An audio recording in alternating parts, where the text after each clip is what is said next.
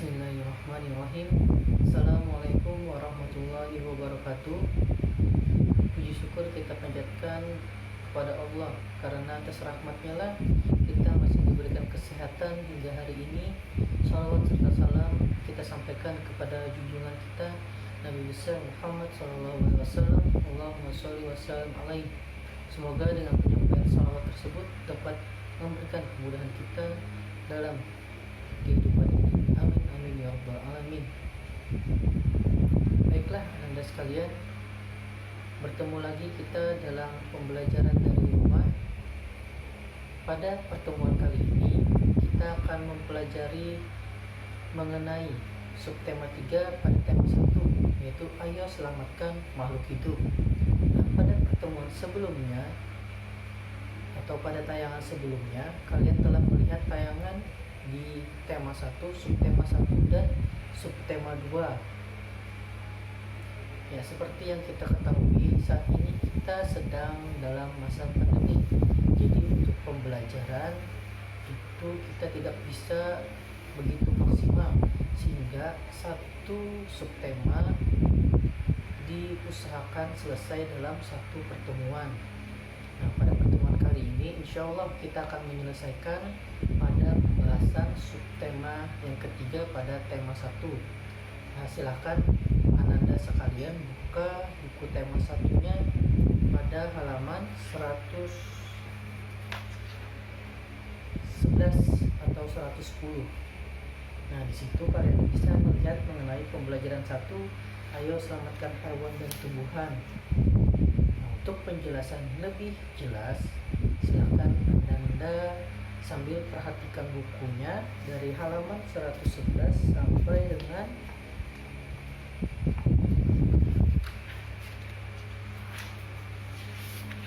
sampai dengan 139. Ya. Di tayangan selanjutnya Anda akan Ustadz jelaskan mengenai apa-apa pokok bahasan.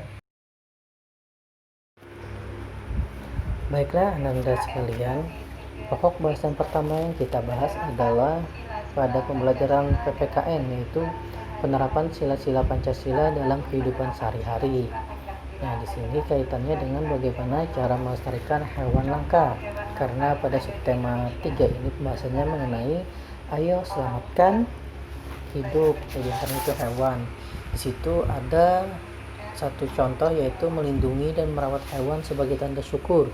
Nah, ini salah satu bentuk pengamalan dari sila yang pertama, yaitu ketuhanan yang Maha Esa. Kemudian memiliki kebanggaan hewan yang unik dan beragam.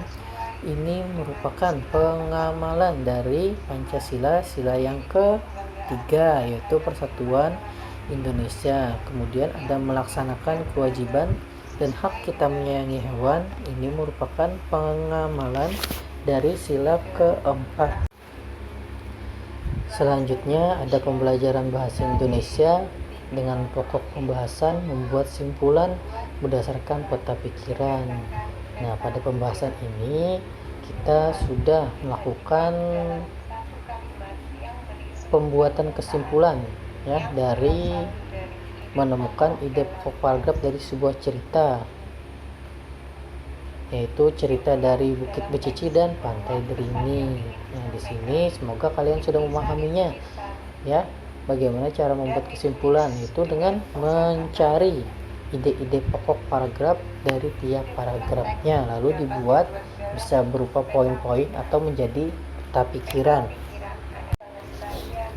Selanjutnya yaitu pada pembelajaran IPA mengenai pelestarian hewan. Nah, di sini kita akan mempelajari upaya-upaya pelestarian hewan ya.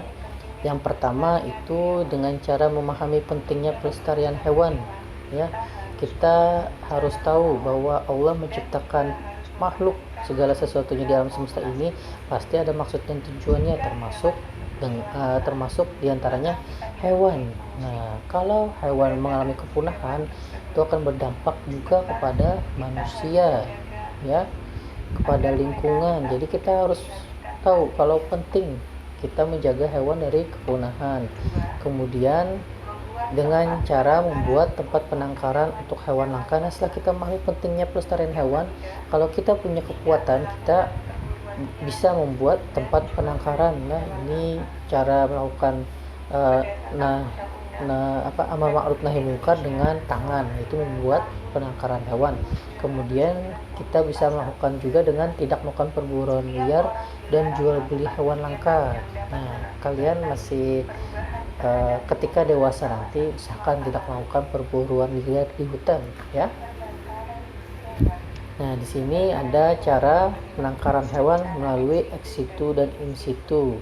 Ex situ itu bisa di kebun raya, kebun binatang, dan taman safari, atau di luar dari habitat aslinya, ya. Kebun binatang itu dua habitat asli hewannya. In situ itu sesuai dengan habitat aslinya, bisa di taman nasional, cagar alam, suaka marga satwa, dan hutan lindung. Tempatnya luas in situ ini, ya. Misalkan hewannya badak bercula satu, nah sesuai tempatnya ini di cagar alam sana. Nah, tidak di kebun binatang itu in situ, ex situ selain dari kebun binatang. Nah, kemudian ada pelestarian tumbuhan, itu bisa melakukan dengan mengembangbiakan tumbuhan. Nah, ini kita menanam di pot misalkan, lah kita membuat taman sendiri di rumah kita. Itu yang kedua bisa melakukan tebang pilih. Nah, ini kalau di hutan kita cuman menebang pohon yang sudah tua, kemudian dengan cara penghijauan yaitu menanam kembali. Nah, ini di hutan, misalkan hutannya gundul, kita tanam kembali pohon dari kecil. Nah, jadi tumbuh, namanya penghijauan. Kemudian membuat tempat pelestarian tumbuhan, ini hampir sama. Lalu kita membuat taman sendiri, mana situ tumbuhan bisa tumbuh, ya, bisa di mana aja. Kita bisa dengan cara hidroponik dan sebagainya. Kemudian mengembangbiakan tumbuhan langka dengan kultur jaringan. Nah, ini khusus untuk tumbuhan langka, bisa dikembangbiakan dengan kultur jaringan. Itu seperti cara stek. Nah, jadi tumbuhannya di stek yang langka ditambah ke tumbuhan yang mudah dicari, itu dengan kultur jaringan. Ini sama dengan hewan, ada penangkaran ex situ dan in situ. Kalau ex situ itu di kebun raya. Nah, ini tempatnya dikondisikan dibuat oleh manusia. Kalau in situ itu hutan lindung di mana tempatnya itu sesuai dengan habitat aslinya dari tumbuhan tersebut, lah berada di hutan. Jadi hutannya dijaga agar manusia tidak mudah masuk. Ini ada alasan pelestarian hewan dan tumbuhan. Yang pertama itu agar tidak punah, bisa dimanfaatkan sebagai bahan makanan, menjaga keseimbangan ekosistem, dan sebagai sumber belajar.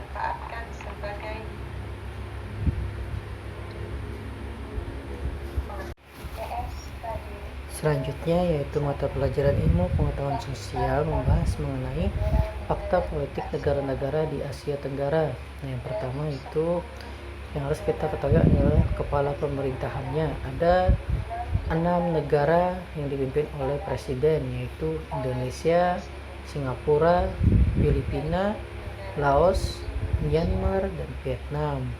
Untuk Malaysia itu dipimpin oleh seorang sultan. Malaysia sultan, dan Brunei Darussalam sultan. Kemudian untuk negara Thailand dan Kamboja itu dipimpin oleh seorang raja. Nah, untuk mata uang negara Indonesia itu adalah rupiah, dan bahasa nasionalnya itu bahasa Indonesia. Kemudian untuk Malaysia mata uangnya adalah ringgit, dan bahasa nasionalnya adalah Melayu, Inggris, Cina, dan Tamil. Untuk Singapura itu bahasa nasionalnya adalah Inggris, Melayu, Mandarin, dan Tamil, serta mata uangnya adalah dolar Singapura. Dan untuk Thailand itu bahasa nasionalnya adalah Thai, dengan mata uangnya adalah Baht. Dan untuk Filipina itu mata uangnya adalah peso, dan bahasa nasionalnya adalah Filipino, Inggris, dan Spanyol.